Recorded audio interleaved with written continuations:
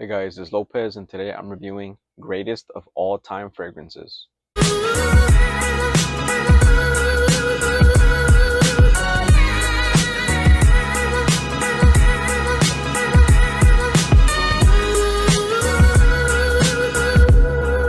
Number one on this list is going to be Creed Aventus. This is an EDP, Eau de Parfum. The notable notes are going to be citrus, woody, pineapple, and musky. The reason this made this list is because this is one of the most popular fragrances. This fragrance right here is one that gets cloned the most. This is a very sought after fragrance. People call it the king of all fragrances. When somebody brings up Creed, the first thing that pops into mind is Creed Aventus. Number two on this GOAT list is going to be YSL EDP. This is an Eau de Parfum. The notable notes are going to be green apple, woody, and sage. Everyone has this fragrance. This is a very good fragrance. It's aquatic, it's popular, it's pretty long lasting. When somebody brings up the Y line, they say, oh, have you tried YSL? The first fragrance that's coming into mind when they speak of the Y line is YSL EDP. They're not talking about the EDT. This is one of the most popular blue fragrances that they sell, and that's why this made this list. Number three on this list is going to be Dior Homme Parfum. This is a parfum concentration. The notable notes are going to be iris, leather, woody, and oud. This fragrance right here, I believe it's the best one in the line. A lot of people, they go to Dior Homme Intense over this one because it's a lot cheaper. It's easier to get. This fragrance right here is going to be one of the hardest ones to get. A lot of people go for it.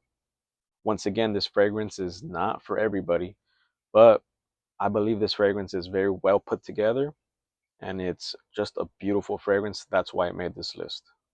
Number four on this list is going to be Bleu de Chanel. This is the EDT version, the Eau de Toilette. The notable notes are going to be grapefruit, ginger, sandalwood, and musk.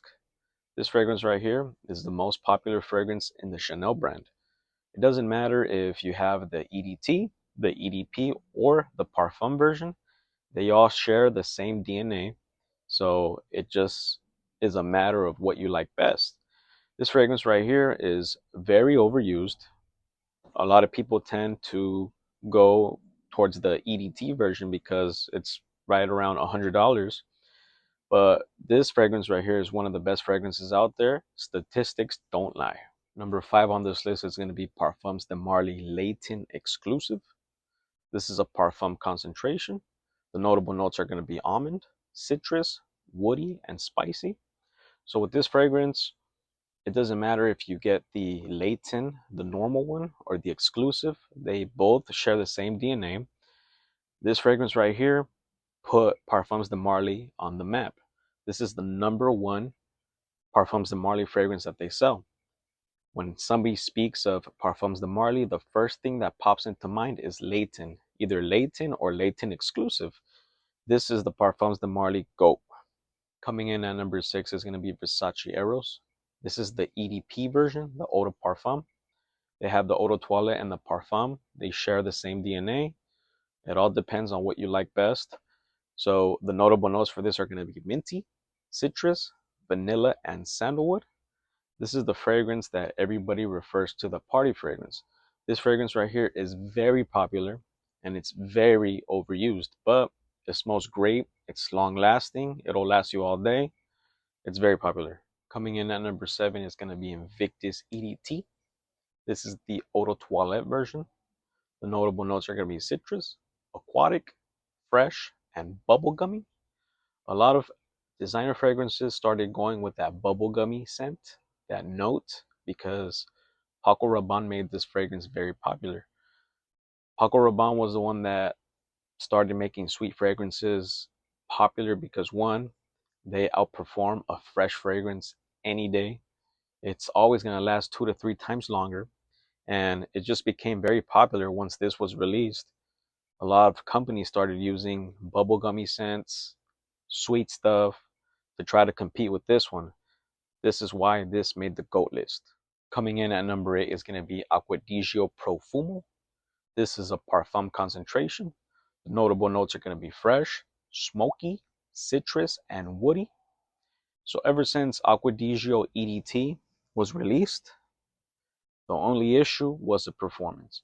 This smells great. The issue was the performance. You would have to overspray, overuse this to get any performance out of it. Luckily, they came out with Profumo. For a while, it was both of these two fragrances and only these two fragrances. This was the stronger version of this one.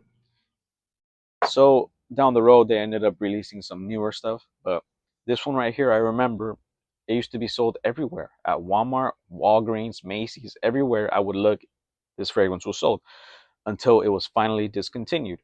This fragrance right here outperformed that one by a long shot. It lasted a while. The only issue was that it was a little bit more mature for the younger crowd.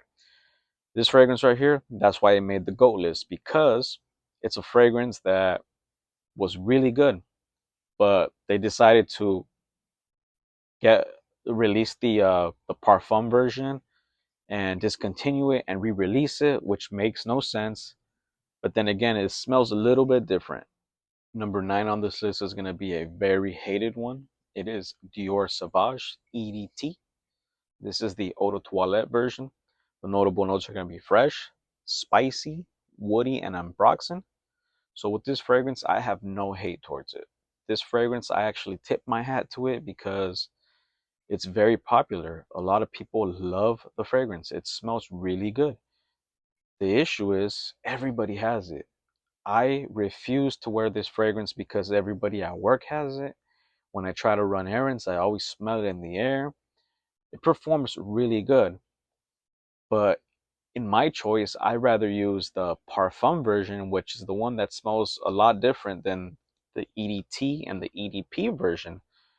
But I have no hate towards it. It's very popular. I've even heard people tell me, oh, Sauvage smells way better than Creed Aventus and stuff like that. And I'm like, really? Number 10 on this GOAT list is going to be Dolce Gabbana's Light Blue Intense. This is an EDP, Eau de Parfum.